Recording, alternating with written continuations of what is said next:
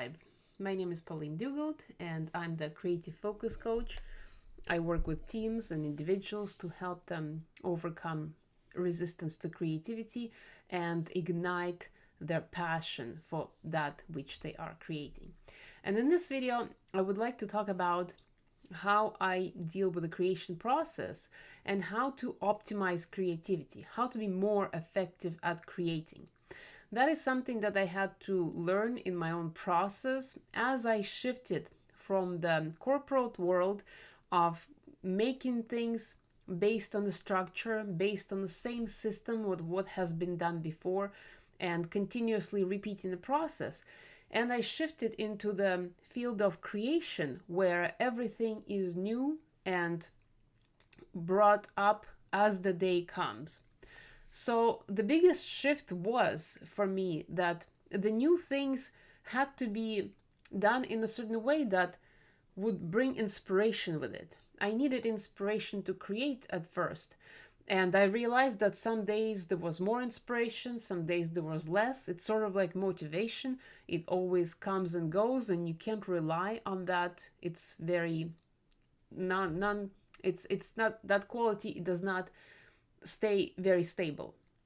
And so I had to go back and rely on my peak performance tools that I have been using in my previous work with a structured approach. And that peak performance tool is creating the space for your creation, creating a boundary of time, boundary of space, and the environment proper to that.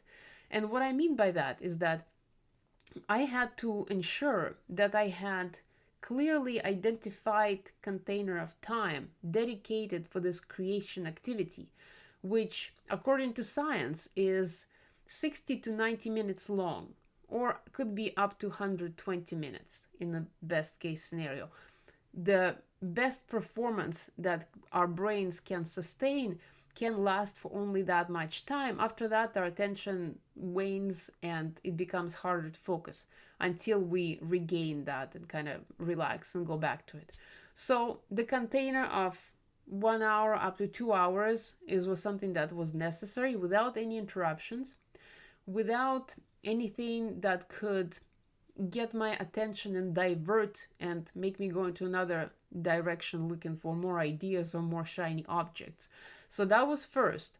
The level after that was physical environment, creating as clean environment as possible so that there would be no need for me to either deal with the useless paperwork on my desk or open tabs in my computer, just eliminating as much distractions in the physical environment as possible, which also could be wrong room temperature, too hot, too cold, sounds in the house, outside the house, animals coming and going, things like that.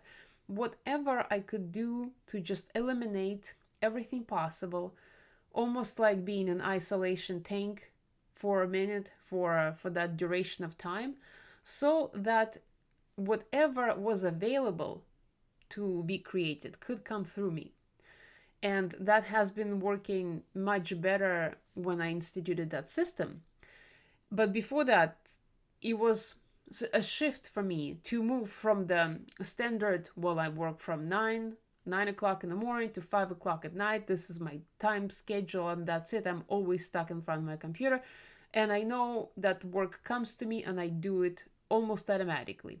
So in order to start creating, that had to be shifted because those containers of time, they're much smaller. They could be dispersed throughout the day at random times. There could be one container in the morning, then there could be another 2 hours sometimes during the day, and then there could be another box of time in the evening. So that is all very flexible and very much up for negotiations, and you can change it around. So that is essentially how I approach creation from the peak performance perspective, and adding those tools in order to make creation work. And that is how I organize chaos for myself, because art and creativity, it is bringing forth chaos. It is working with the forces of something that is on the other side of the known world. And so bringing them into this reality requires a structure. And that structure could very well be that structure of time and physical environment. So that is my perception. You can try right away for your own creativity and see how that works and how it affects your productivity. Let me know in the comments below what you think about that. If you have any questions, if there's anything that's not clear or anything that resonates, I would love to know. And if you want to work with me one-on-one on how to overcome procrastination or how to overcome resistance in creation process, you can book the session with me below. There will be a link in the description. And final announcement, I am working on the workshop for creatives that will deal with specific that issue of resistance and procrastination and overall fear of failure within the creation process. So if you would like to be on the waiting list for that, there will be a link below where you can leave your name and sign up for that so you can be notified when that happens. And I wish you a great rest of the week and see you next time.